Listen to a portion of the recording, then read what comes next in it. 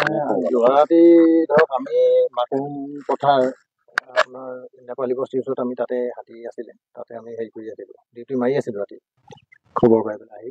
কিন্তু সেই হাতীজন ধৰক আমি সেই হাতীজনৰ পিছত থাকোঁতেই তেওঁক আমি প্ৰায় 2টামান বজাত জংঘললৈ সোমালেগৈ। সোমোৱাৰ পিছত আমাক ৰাইজে ক'লে যে আপোনালোক এতিয়া মানে অফিচলৈ যাবগৈ পাৰে। আমি এতিয়া মানে অফিচলৈ গ'লোগৈ। তাৰপৰা ৰাতিপুৱাহে আমি খবৰ পালোঁ যে এইফালে মানে এটা হাতী মানে মৃত্যু হৈছে। এতিয়া কেনেকৈ মৃত্যু হৈছে আমি সেই সম্পৰ্কে মানে সুধিছিলোঁ যদিও মানে কোনো গম নাপায়। তাৰপিছতে আমি জেগালৈ আহিলোঁ, আমি লগে লগে গুচি আহিলোঁ আৰু যেনেকৈ আছিল তেনেকৈ আমি গুচি আহিলোঁ। আহি পেলাই চালোহি পালোহি ইয়াতে এতিয়া এই বাঁহ খাই আছিলে এই মানুহৰ বাৰীতে। বাঁহ খাই থকাৰ পিছত হাতীটো কিন্তু আমি তেনেকুৱা মৰিবলগীয়া ধৰক কোনো আমি হেৰি দেখা নাই, বা কাৰেণ্ট বিদ্যুৎ পৃষ্ঠ হৈ যদি মৰিছে বা সেইটো আমি কোনো কাৰেণ্টৰ ইয়াত মানে হেৰি দেখা নাই।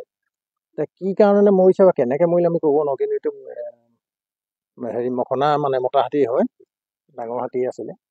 এতিয়া হাতীটো মনত আমি দুখ পাইছোঁ। খাদ্যৰ সন্ধানতে আহি পেলাই বা এনেকুৱা এটা অৱস্থা হ'ল নি হাতীটো। তেতিয়া এতিয়া আমি আমাৰ ফালৰ পৰা যিখিনি কৰিব লাগে এতিয়া পিছৰ কামখিনি কৰিম আৰু ইমানেই আৰু।